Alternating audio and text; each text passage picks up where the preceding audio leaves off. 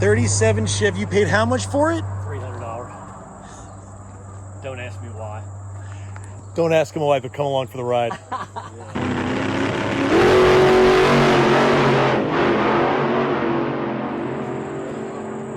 Yeah, the brakes clear over on the right. I don't know what his problem was, but might have been dyslexic or something. I don't know. And now it's just yard art. Yeah, it used to be there and it used to be here. We keep pushing it over closer to the bank. I got up one day and there was two guys out here and the one was crying. And I came out and I said, what's the problem? He said, that's my father's car. Oh, wow. He was passing in the winter and no foliage, and he spotted the car, came up here. He had his grandson. He said, I used to play in that car in the cornfield before my father would go race it. Oh, that's What series did it race in?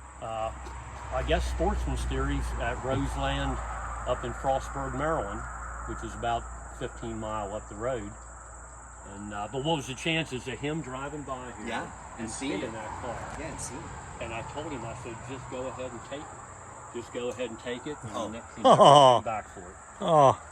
Well, $50 for it. Looks like a brand because his wife said it had to go. His wife said, those are two cars we got off of Norm Benning. The other one, that was Scott's car, but I don't think it is. It's got Army underneath the hood.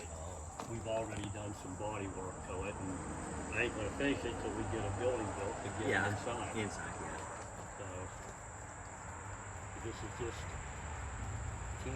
And this property was like Norm Benning Racing. Your family's. No, we bought it. We bought it off the guy next door. He bought twice what he needed. Bought it off of him.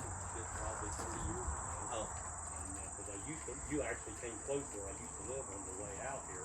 There's 8 or 10 cars over there. You remember the old big 8-lane supercar track? Yes.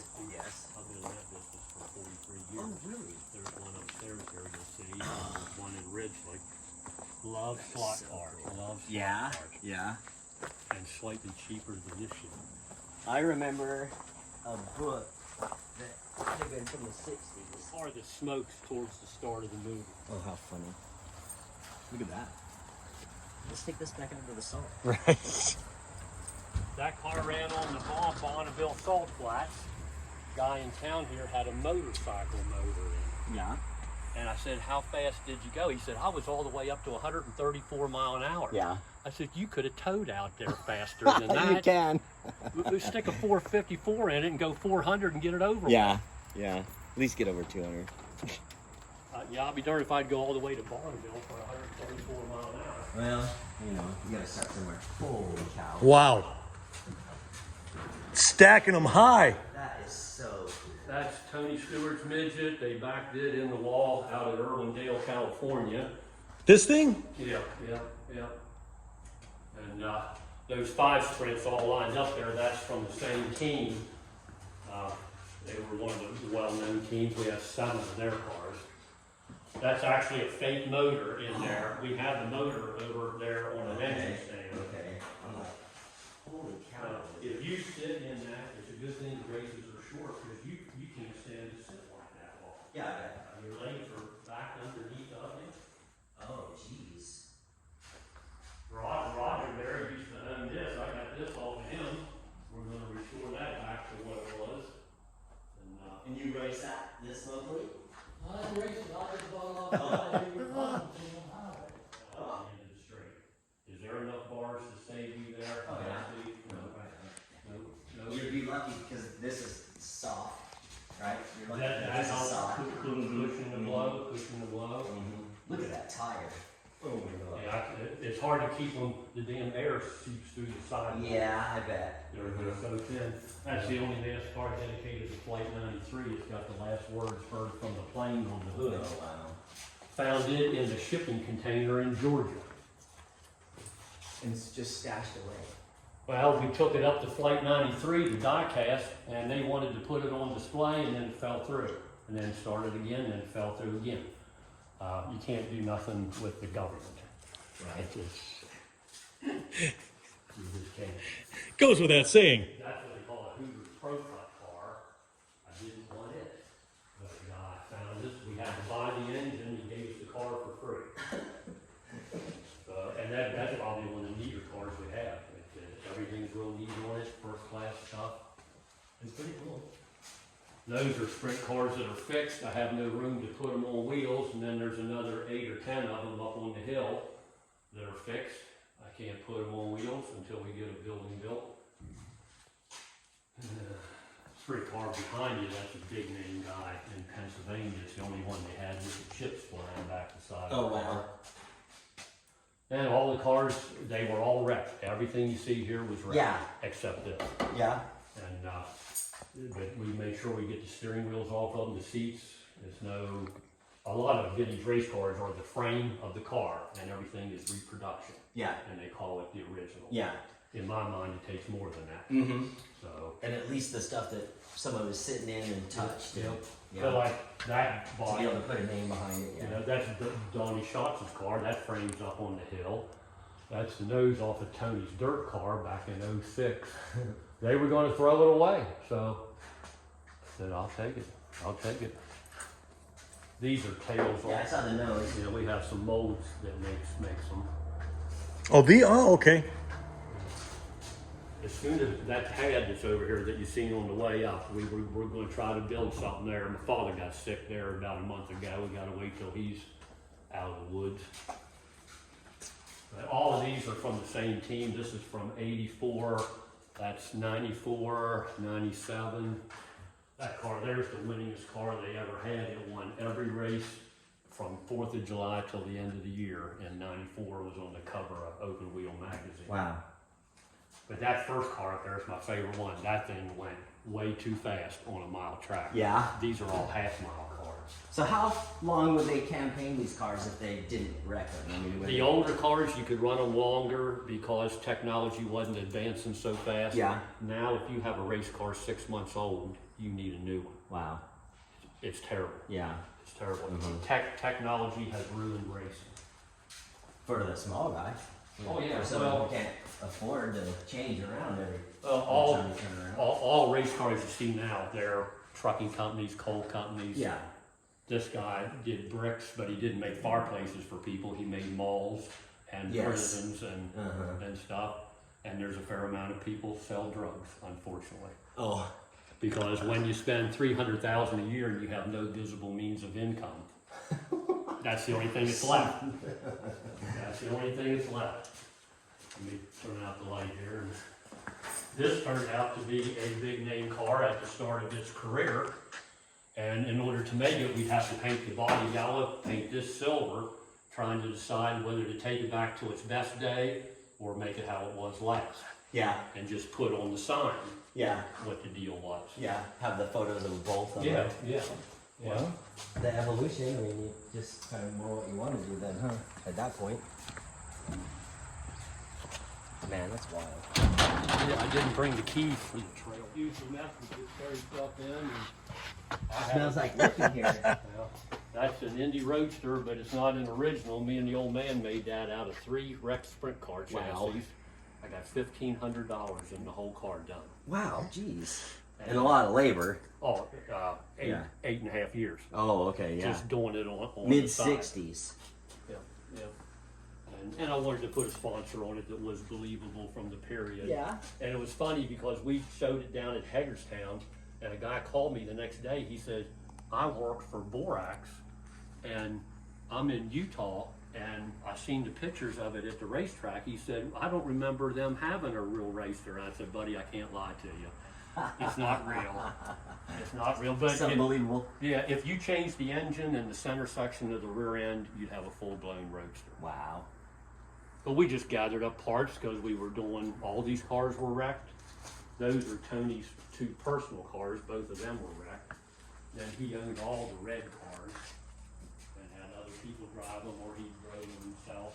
That's that car I was telling you about. It's a Crosley yellow, Okay. Cadillac front fenders, Lincoln Ah, back the fenders. CT70. Oh, You're killing me. do you have one of them? No, I've been looking. No, that thing's got over 3,000 miles. I don't know how many flat tires. Oh we my have. That's it? gosh. Well, I guess I saved Really? it for now. That's People awesome. run them Yeah. longer than that? Oh yeah. Oh my They're God. expensive So now. now they Yeah. pay good money for them in West Virginia. They use them in the coal mines. Really? Oh yeah, because they're small and can get them down. They pay good money all over for those things. Uh-huh. Well, now that I know if I want to sell it, I got them on the hook here. Heck yeah. And that's Studebaker, Nag, Vroom. 1 Chevy, 63 grand up on the hill, and bought it up in Pennsylvania, just by chance. That's the first vintage race car we had. And I bought the nose, hood, and tail at Hershey. A guy got it out of a dumpster in Shellisburg, Pennsylvania. Oh. And we just built it. It's half street car, half race car. It's got a Maverick rear. But then I got thinking, do I want to drive that on the street and hit anything? Right. Because they're all coming at you. Yeah. At least got a nice bumper on the front end. Yeah, yeah. What does that tank hanging out? That's where they hold the oil. Okay. Dry Okay, something that's a dry for sump. the oil. Yep. Yep. Only got 1,700 in that whole car. Wow. It didn't cost that much to go racing in, but you had to Yeah. have guts. Yeah. Because that's- you don't wreck that like you wreck these other cars. yeah, sure. Your first Pennsylvania, it ended up being the USAC championship car from '72. He didn't know it. They mistaked it as the wrong car. And how did you end up identifying it? I got it home. He gave me one picture, and the top of the cage didn't match. This bar was higher on the picture of the car. I said, that can't be that car. So I called Bob Higman. He was still alive then, because he made the cars. In fact, this is him there. That's Bob Higman, the Shannon brothers who owned it, and Larry Rice who drove it.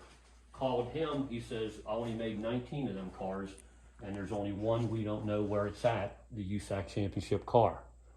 And he said, I'm gonna give you 3 measurements, you go check it. And if it hits right, that's what, and all 3 of them hit right. That's cool. And one of the better days of my life. Yeah. So we took it out to Indy. They did a magazine article, and years later, the Shannon brothers were dead. So that's me and my father. Higman was an old man. That's him. Yeah. And that's Larry Rice there. Yeah. This is off of turn 2 at Indianapolis.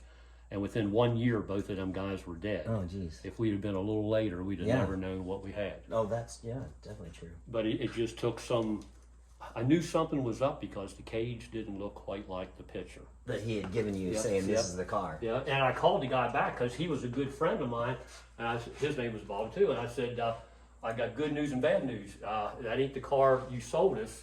He said, oh, I'm sorry. Well, I said, it's good. It's better yet. It's the USAC championship car. So and I'm still friends with him to this day. And Yeah.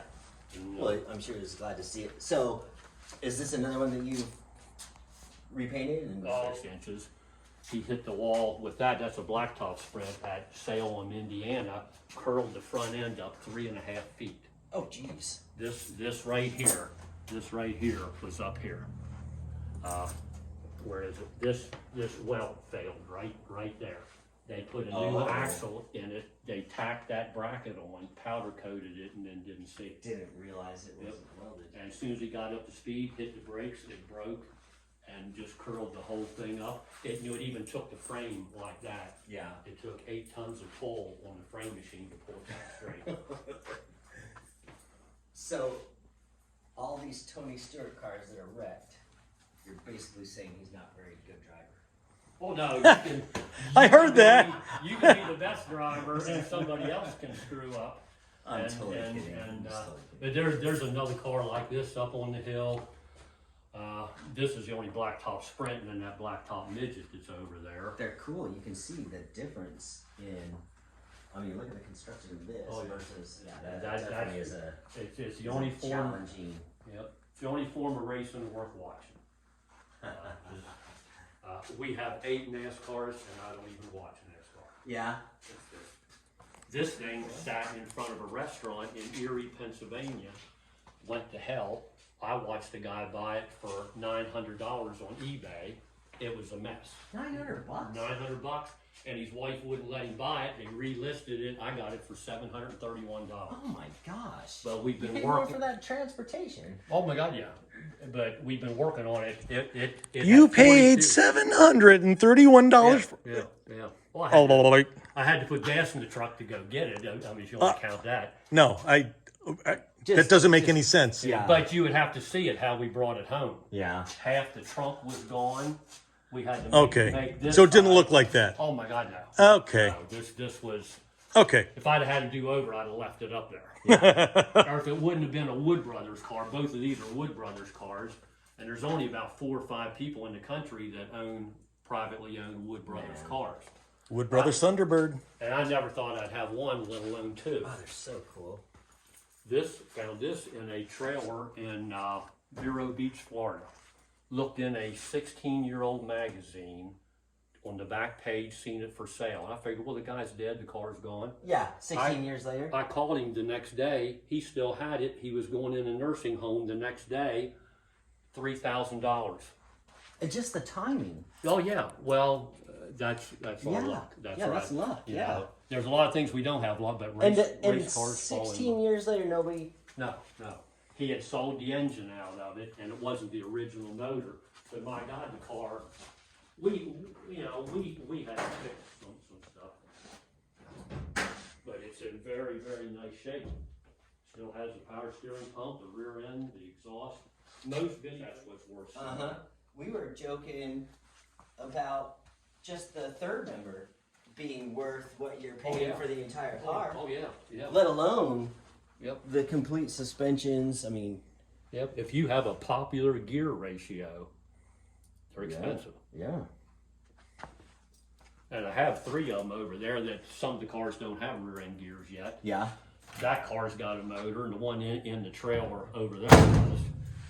And that's the first car we bought that led to all the other ones, and it was all mashed up in the front. Oh, so that's the first one. Yeah. And I only got that because I called a guy in Bristol to buy slot car stuff. And he fixed me up with a driver's panel, a transformer, a lap counter, 4 rare sprint cars or slot cars that are worth more to me than that car is. Yeah. And he said, but to get that, you got to take that kind of. I said, I don't want no damn taxi cab.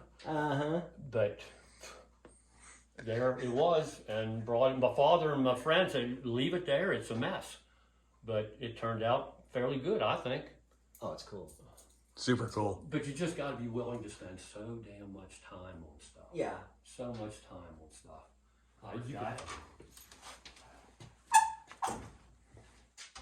Nitrous oxide hidden under the intake, weight jacks, racing springs. If we wouldn't have built this car, this place would be more crowded yet. I've had tags on it probably twice. It's got 81.5 miles on it. Not the real car. I was always a fan of the real car. Yeah. I knew the guy who restored the real car, and it was junk. He sent me pictures of it. He found it with all kind of stuff stolen. The real car is out there, but very little of it is the. That's real, the one you were telling me about earlier, yeah. where they kind of claim that it's. Yeah, I just seen a tape on the computer where they said they found it in the original paint. No. Yeah. You know, that's not the case. And I don't pass this off as the original. I want people to know that we built it. I was a fan of that movie. Yep. Frankie Avalon was in town. He signed the dash for us. Oh, how fun. And I wanted to buy every gauge I could except an exhaust temperature gauge. Have you ever bought an exhaust temperature gauge? I have not. It costs about what all the other ones Yeah. do A added up. vintage one? Yep. But that's a blast to drive. I got clear glass for it and yellow. So fun. And we added a lot of stuff to it. The stop lights and the backup lights are inside of these boxes here. Oh. And then across the back it says Fireball 500, and the turn signals flash through those letters. Look at all those gauges. How fun. But I had to slide wheels twice with it. People cross the line coming at you, looking at the car. Yeah. And I tell people it's good for just what it's doing here, nothing. 20 years. And then he took that body off. He put another body on it that had no roof. It had like a tonneau cover, And I put it in a different class. Yeah, and that got him a little bit faster yet. He had the nose kind of laid back some, but that straight up and down windshield would have had to have been bucking a lot of And air. that's the game with all of it. Like I said, everything fits into a class, and just like the tiny engine thing out there trying to go fast is a lot of the game. Yeah, you know, yeah. just like you're saying. 20 years ago this week. Yeah. Well, I should go over and wax the body, I guess, in celebration 20 years this week. get out there and dust it off. I did have it in Tony's show car, and then Chevy came out with something newer. They didn't want it seen anymore, so they called us, wanted to know if we wanted it for in that midget over there. Oh. But I didn't want to put it in. I don't think you can call them midgets anymore. Yeah, whatever the hell they are. That's what it looked like in the car. Ah, that's so cool. You're like, oh, what a cool V8. Nope. All right, let's see these slot cars. All right, let me close the door here. We'll go upstairs. The track you'll see upstairs, I got to close my truck doors here. Going upstairs. Yeah. Like upstairs. Sweet. I hate to. Yeah, hit those lights. I'm not. Oh, there's no nothing. door. Oh, there's a door. I used to take this to high school, had it painted blue, had birds flying on it, had the coyote choking the roadrunner on the nose. You drove that to high school? What did people think? They hated my guts. Because you had something cool? Yeah, I had a 63 Pontiac Grand Prix and my father's 29 Chevy. Oh, yeah. And I didn't take them every day, but when the girls would wear stuff for the band to raise money, Yeah. I showed up in something Fun. like that. So That's fun. that's all the race cars we had. This is the one you see down there. Yep. And this one's sitting over there in Ridgely under the slot track. I want to restore it back to that year. That's That is 1980. I love them big hump fenders on the front. The paint, I like the paint on it. Used the mess here too. We're in the process of. Oh, whatever. Oh my gosh, this track. That's the same track I ran on when I was 10 years old. Gosh. What? Oh, that is so cool.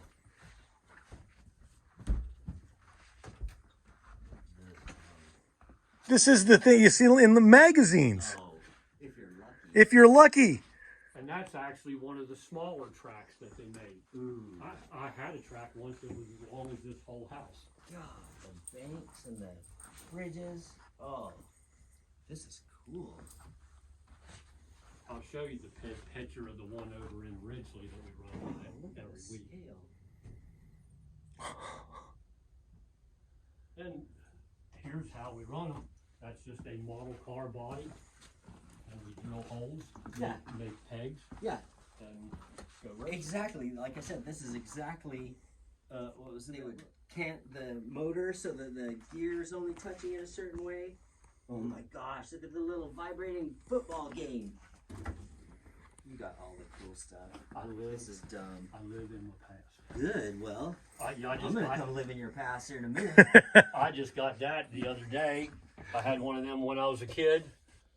Those are all 60s models. Some of them are rare. This was my all-time favorite model, 1959. Still in there, never built. Oh my god, look at this Tommy Ivo's 4-engine dragster. TV Tommy Oh Ivo. my gosh, look at that. And they reissued a lot of these, but these Yeah. are the originals. Yeah. Which didn't make them worth any more.